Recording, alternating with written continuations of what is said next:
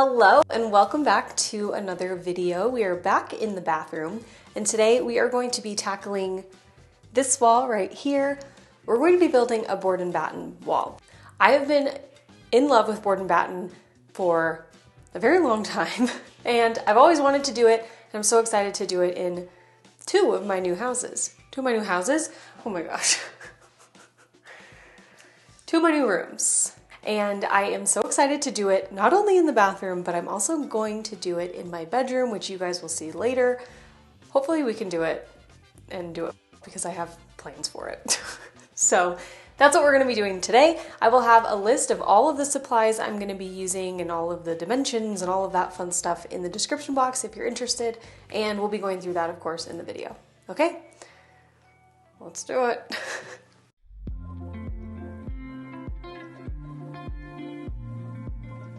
All right, of course, step one is to find our wood. Now, this is going to depend obviously on the look that you are going for. I wanted kind of the traditional board and batten look. And now I'll be honest, I don't really know anything about wood. So the main thing that I'm looking for here is 1/2 inch thick because my baseboards are pretty thin and I don't want the wood to really hang over the baseboards too much. Now, another option is to just frame out your board and batten, like get rid of your baseboard and do your own, but I wasn't going to do that in the bathroom. No, I was going to put trim on the bottom. But that's going to stick out too, so what's the difference? I thought you had thin. No. And then... Not use this? No, we'll buy this still. And then I'll get thin wood, like this, for my board and batten. Maybe a little thicker, right? Maybe you could see the trim. But should I put it to the ground? I see, obviously at this stage, I have no idea what I'm doing. So this is going to be super fun. Everything's falling apart. So I realized when I was about to start this board and batten wall that my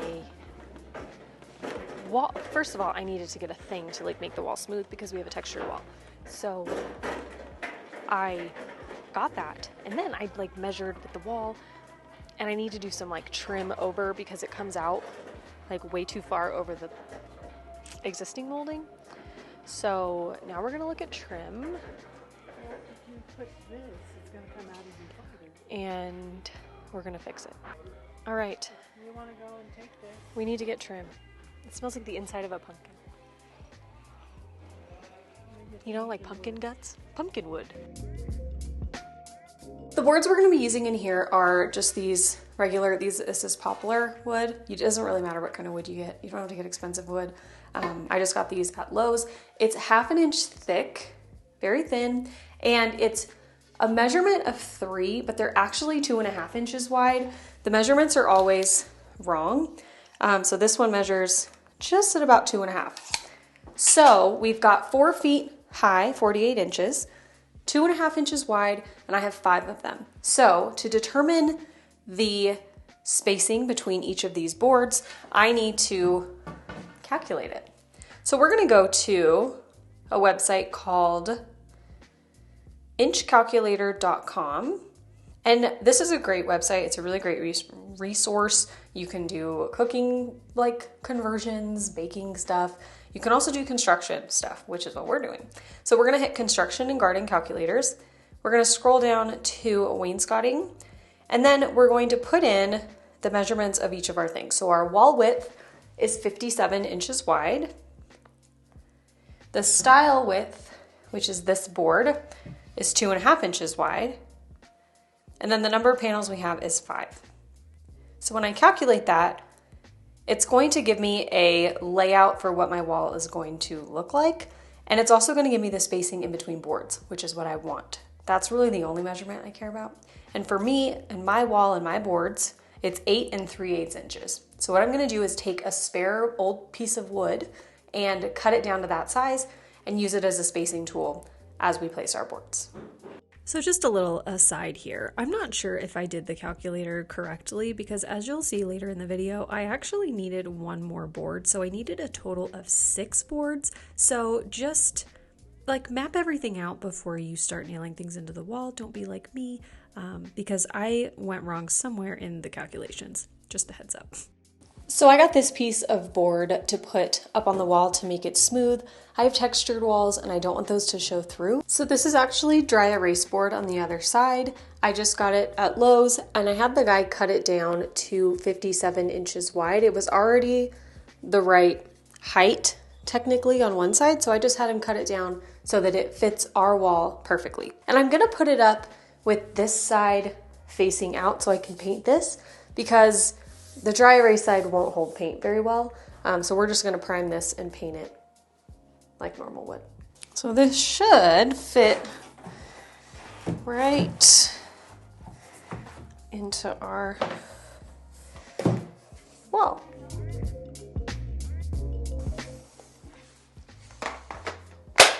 Right? I don't know. I have to turn it on. Okay, now will be a good time to go over all of the supplies we're using. I bought a nail gun special for this project. I've been wanting a nail gun since I was like 13 because I wanted to like build furniture and do woodworking and stuff. So I finally made that little dream come true. But here's what we're going to be using here. So I got some caulking, some wood glue that I didn't end up using, some wood filler, some painting things, some white primer. Of course, my little brad nailer. I got a Ryobi one from Home Depot. This is an 18-volt brad nailer. It's cordless. It was the one that I just saw everybody else using, so that's what I bought. I bought a little caulking gun and the battery for the nail gun, of course. So I'm going to open this up, charge it, and I'm so excited to use this for like a whole bunch of other things. I know it's really kind of weird and nerdy to be so excited about a nail gun, but you know, I can't help it. I'm really excited.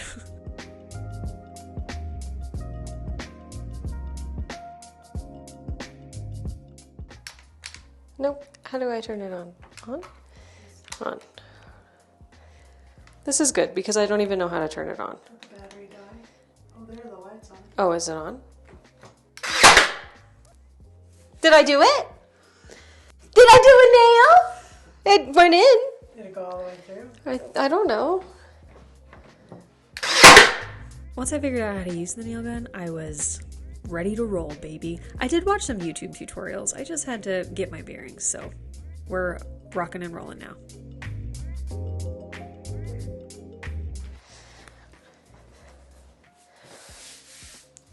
Okay, so I have my spacer here that I cut and measured. So I'm going in with my first board here, and I'm gonna shove it in this little thing, just like that. And it's level, because it's on the thing.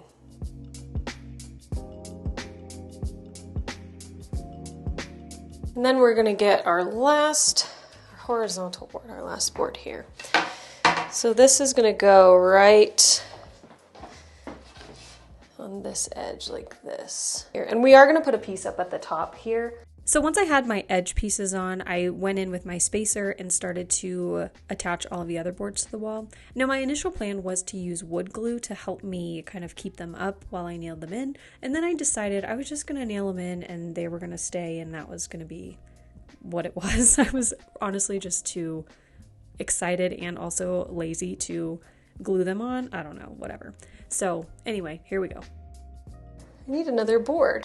How did this math turn out wrong? Lord have mercy. Okay, well, I'll be going to Lowe's and getting another board. Anyway, we're gonna put this one up though. I mean, the spacing is right. This is what I wanted, but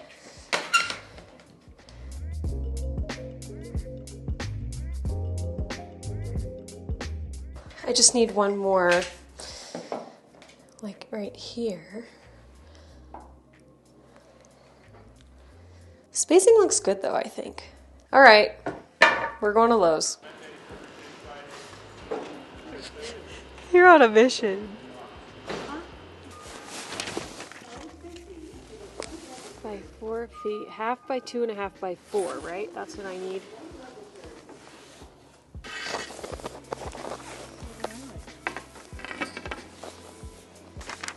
Half by 3 by 4, yes. And then we need half by 4 by 4. So while I was at Lowe's, I decided to get some more pieces of wood for the top portion of our board and batten. I feel like the people at Lowe's were getting like, what the heck is this girl doing here all the time? So I tried to get everything I needed in one stop. Okay, so we have This is for the remaining wall in the bathroom. We have 2 of these for the top piece in the bathroom. For the horizontal, we already have 1 long piece for the other shelf in the bathroom. Okay, I'm back from Lowe's. I got all the wood I need. So we are going to finish this wall up, and then we are going to fill all of the holes, do all of the caulking, and then we'll paint it. It's so exciting. It's going really well. Fingers crossed I don't mess it up.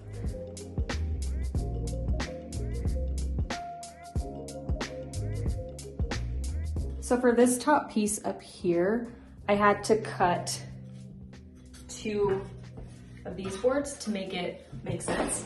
I'm gonna put this short one in here, kind of behind the door, so you don't see it.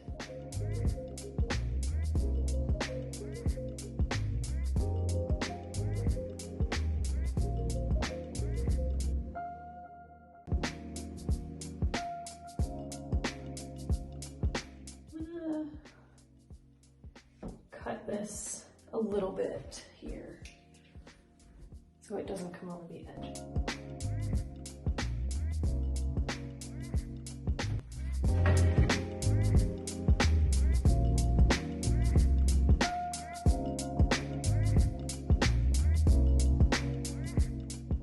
So once I had the large flat piece attached to the wall, I went in with our little shelf that we're going to use. This is only, I believe, 2 inches wide, but it's the same length. So what I'm doing here is marking out a little niche so I can kind of just shove it in between the door frame, and then we'll nail this in vertically into that top board.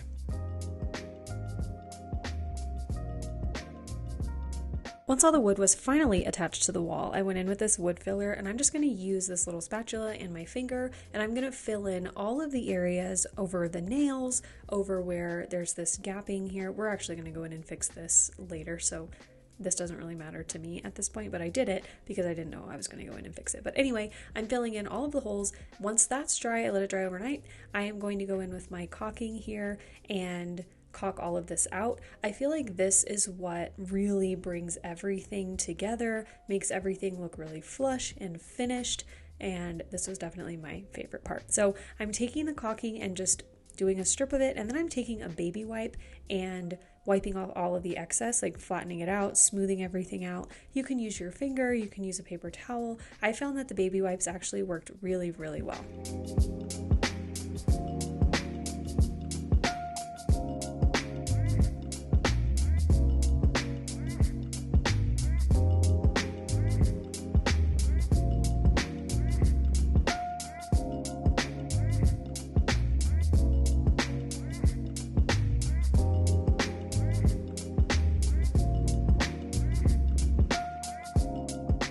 I let the caulking sit and dry for a full 24 hours. I actually think I probably waited maybe 36 hours, and then I was ready for the next thing. Good morning. We're back in the bathroom today. We've got our wall pretty much up and finished. Not finished, but it's up. And so what I was thinking, I was looking at this last night before I went to bed, and I noticed that this doesn't look great. This board here is thinner. I should have gotten a 1 inch. This is a 1/2 inch. Because this board sticks out. So there's like a little lip right here. So what I'm thinking I'm gonna do is take another one of these boards, because I do have extra, and put it in the wall like this, so that it hangs over this way versus having a lip in that way, if that makes sense. So then you don't really see the lip because it's underneath, and I'll just caulk this. And then I feel like it will just look nicer. So we're gonna put this up right now.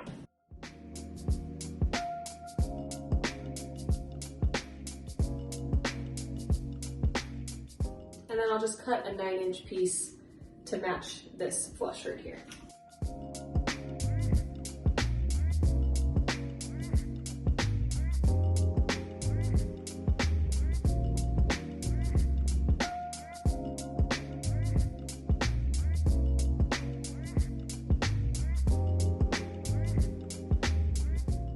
So then I went back in and did everything again. I filled all of the wood again with my wood filler and then let that dry overnight. And then I went in with a sanding block. I think I'm using like 100 grit sanding block here. Maybe it's a 120. And I'm just going to sand down all of the excess wood filler so that we are left with a really nice and smooth surface, because once we're done with that, we're going to clean all the wood off. I just used a wet washcloth.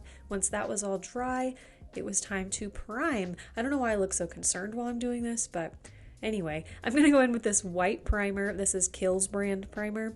I'm going to let that dry overnight, and then we will go and do our final painting. Oh, I'm so excited. So the paint color we're going to use is Evergreen Fog. This is a Sherwin Williams paint color, and it's a beautiful like dusty sage green. I am obsessed with it. I've been obsessed with green in general lately, so we are going full green. First, I'm going to sweep up all the dust, and then I'm going to tape off all of the edges of this, so obviously we don't get any paint anywhere. Please ignore my horrible dancing. I was really jamming out to some good music while I was doing this.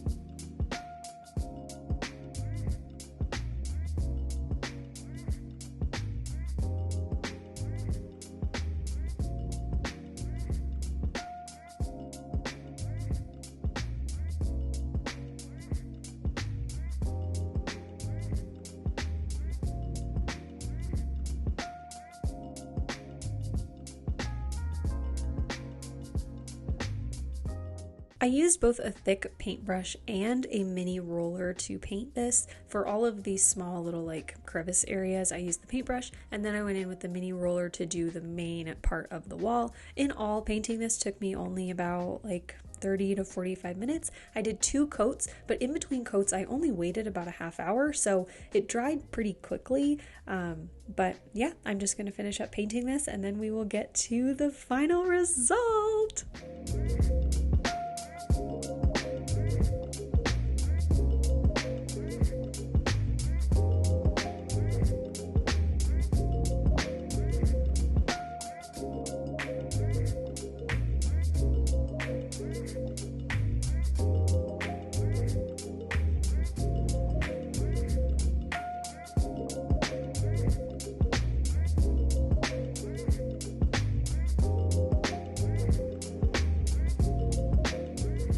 I let the paint dry about an hour before I removed all of the tape, and once the tape was gone, we are all done. So here is the final result. I really love it, and I hope you love it too. Let me know what you think down below in the comments, and I'll see you in the next one. Okay, bye.